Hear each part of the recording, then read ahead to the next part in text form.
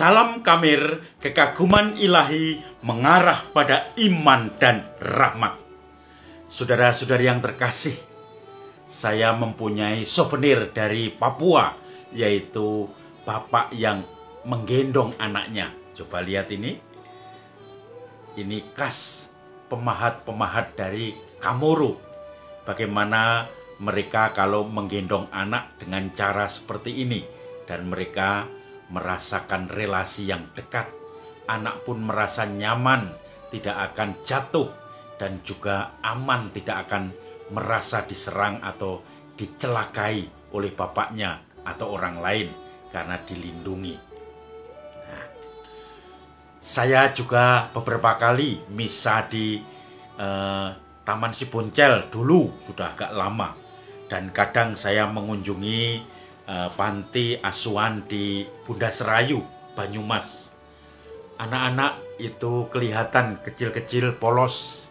Kalau ada orang datang, semuanya langsung ngeruket, langsung memeluk, pokoknya akrab dengan tamunya. Karena mungkin mereka sangat rindu pada orang tua, pada figur bapak, pada figur ibu, dan juga mereka merasa ingin disayang karena mereka ketika di panti asuhan mau tidak mau kehilangan kasih sayang, relasi dengan orang tua itu.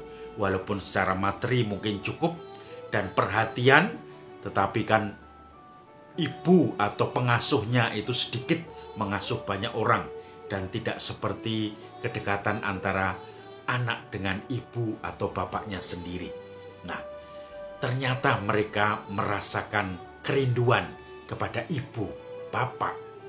Saya mengalami bagaimana saya dipegang-pegang, saya dipeluk-peluk, kemudian mereka ikut saya ke sana kemari, terutama waktu di Boncel, saya misa di sana.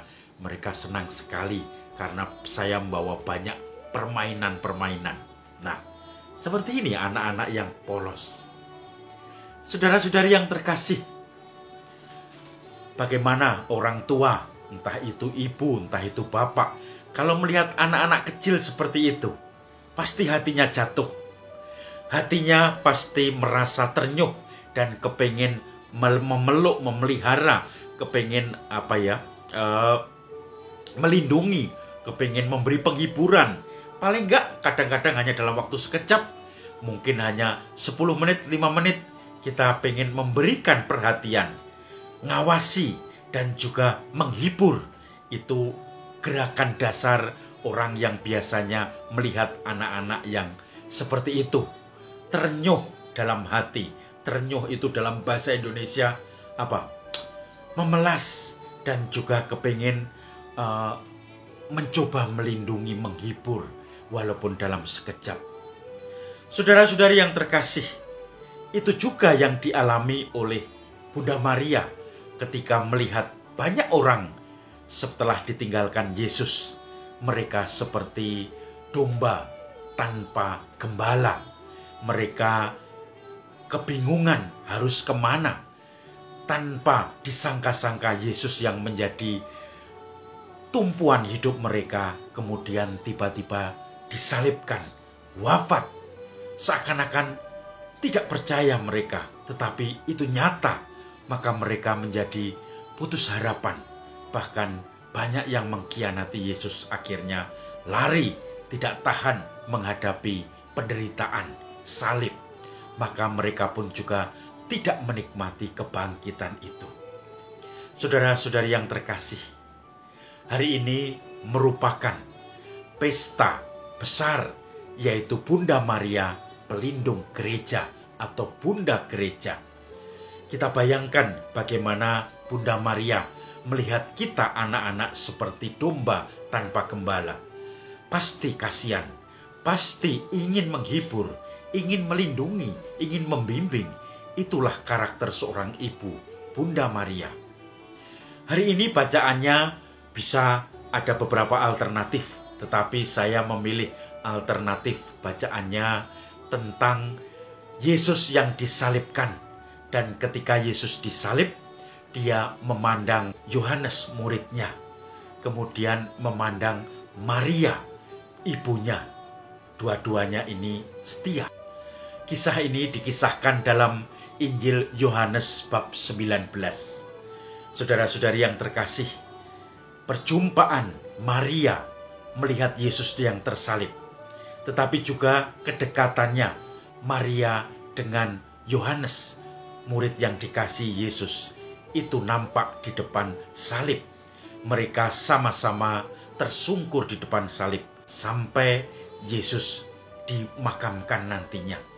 Maka ketika Yesus melihat Maria dan Yohanes muridnya, kemudian Maria tidak punya kerabat lagi, Yesus mengatakan, bicara kepada Maria dan menunjuk pada Yohanes, "Ibu, ini anakmu."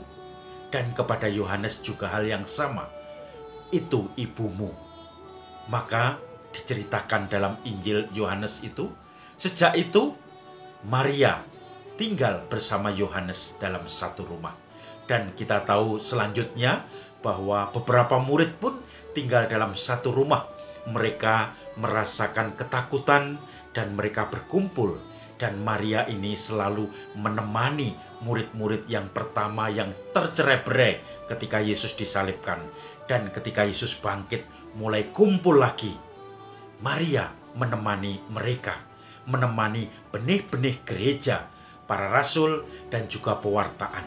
Bahkan nanti ketika Pentakosta, Maria pun diperkirakan hadir di situ karena dia selalu tinggal bersama para murid, menantikan keajaiban bagaimana roh itu yang dijanjikan oleh Yesus putranya akhirnya turun. Maka kita bisa memahami ketika Maria diangkat sebagai Bunda Gereja. Gelar Maria Bunda Gereja ini sebetulnya sudah dipakai sejak abad keempat, dan itu dikatakan oleh Santo Ambrosius dari Milan, dan kemudian itu diteguhkan lagi dalam gereja pada Konsili Vatikan kedua oleh Paulus ke-6.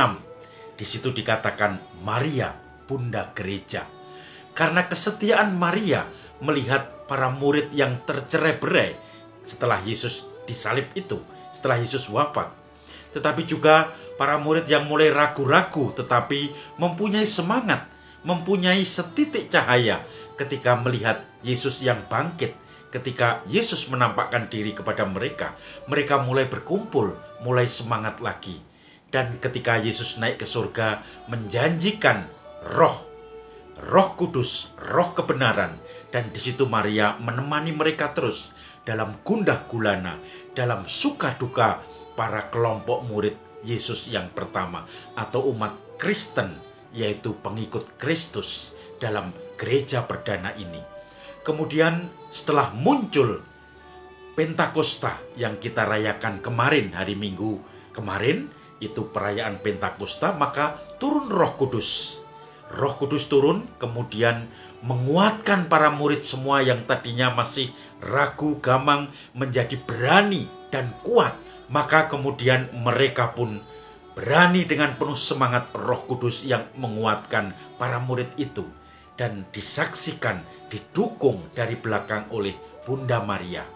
Maka sering disebut Pentakosta ini awal mula gereja, dan disitulah Bunda Maria selalu menemani sebagai bunda semua umat Kristen yang perdana ini.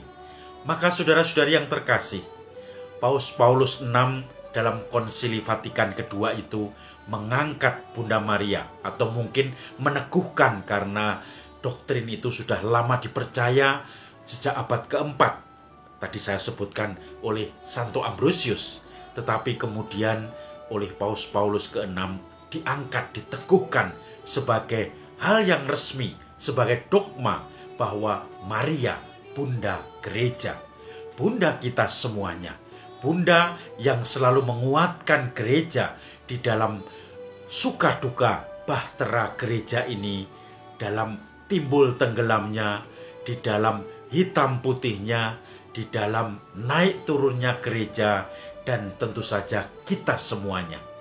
Kita juga dikasihi Bunda Maria. Sebagaimana kalau kita melihat anak-anak seperti ini, kasihan di pondok-pondok atau panti-panti asuhan. Maka anak-anak yang kecil tidak harus di panti asuhan. Di zaman perang, dalam kerusuhan, bahkan dalam situasi yang normal pun kita melihat anak itu selalu tidak tega. Apalagi kalau dalam bahaya. Maka Bunda Maria itu juga seperti kita kalau melihat anak itu. Bunda Maria melihat kita juga tidak tega meninggalkan. Pasti melindungi kita, pasti menguatkan kita. Maka bulan ini juga bulan Mei, di mana bulan Maria dimuliakan. Devosi pada Bunda Maria selalu dikuatkan. Pertanyaannya bagi kita, apakah pernah kita berdevosi pada Bunda Maria? Kita berdoa kepada Tuhan dengan perantaraan Bunda Maria. Kita mohon Bunda Maria untuk menyampaikan doa-doa kita. Banyak umat yang bersyukur karena doa-doa mereka dikabulkan lewat doa novena 3 Salam Maria. Maka Maria selalu menyertai kita. Saudara-saudari yang terkasih, mari kita mencoba menggali pengalaman kita bersama Maria. Karena gereja pun percaya, kita percaya, per Mariam ad Yesum. Melewati Maria, kita akan dibimbing kepada Yesus. Maka kalau kita berdevosi pada Bunda Maria, pasti Bunda Maria akan menghantarkan kita kepada Yesus puteranya. Maka jangan ragu-ragu, kita mohon Bunda Maria untuk selalu mendampingi kita semua. Maria Bunda Gereja. Salam Kamir, kekaguman ilahi mengarah pada iman dan rahmat.